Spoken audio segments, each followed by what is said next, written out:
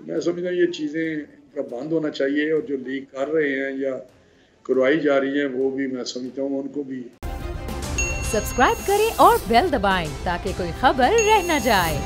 मरियम नवाज साहिबा ने audio leak के मामले के ऊपर उन लोगों से माफ़ी का मुतालबा कर दिया है जिनसे मुतालिक वो समझती हैं कि उन्होंने टैप किया, इसको रिकॉर्ड किया, रिलीज़ किया। इसमें तो कोई शक नहीं है कि किसी की कॉल रिकॉर्ड करना, वीडियो रिकॉर्ड करना कानूनन जुर्म है। लेकिन क्या ये एंडोर्समेंट नहीं है इस बात की कि आवाज़ तो बिलाखिर मरियम नवाज साहिबा की ही थी?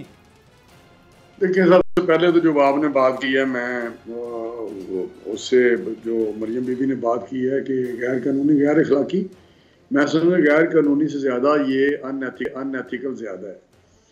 कोई अगर हमारी ज़िंदगी इतनी हो गई है ओपन, मैं समझता हूँ कि बहुत ही इसके ज़ुमरात जो हैं वो बड़ी मनफी किस्म के हैं। तो ये इशू तो डिफरेंट हो सकते हैं, लेकिन रिकॉर्डिंग इंतहाई गैर अखलाकी बात है। दूसरी बात कि मरियम बीबी ने की है या नहीं की, ये तो उसी का बता सकते हैं, लेकिन मैं समझता हूँ कि जो कंटेंट्स हैं उसके, मैंने पहले भी 2-4 दफ़ा कहा है कि वो परवेज़ रशीद साहब की तबीयत ऐसी नहीं है जिस तरह की वो बातें उनसे मंसूब की गई हैं ये सारे। अच्छा, तो इसका तो वो सही वही जवाब दे सकते हैं, लेकिन मेरी नज़र में ये अनलाइक परवेज़ साहब या सारी जो बातें हुई हैं वो इस मिजाज के भी नहीं है।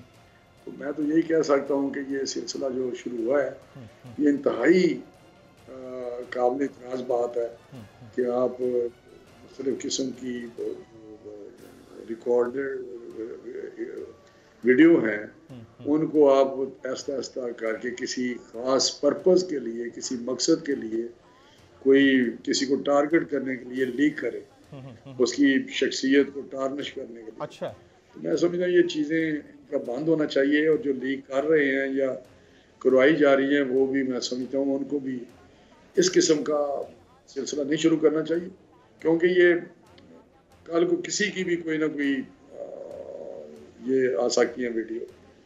तो मैं समझता हूँ ये मुनासिब नहीं है। लेकिन राना साहब, क्या आप इसके ऊपर कमेंट करना चाहेंगे कि ये वीडियो असली है या जाली है? क्योंकि जिस तरह बल्कि ऑडियो टेप असली है या जाली है, जिस तरह आपने अभी फरमाया कि आपको नहीं लगता कि परवेज़ रशीद साहब की आवाज़ है, तो क्या आपको इसको एंडोर्स नहीं कर रहे? आपको लगता है कि ये फेक है?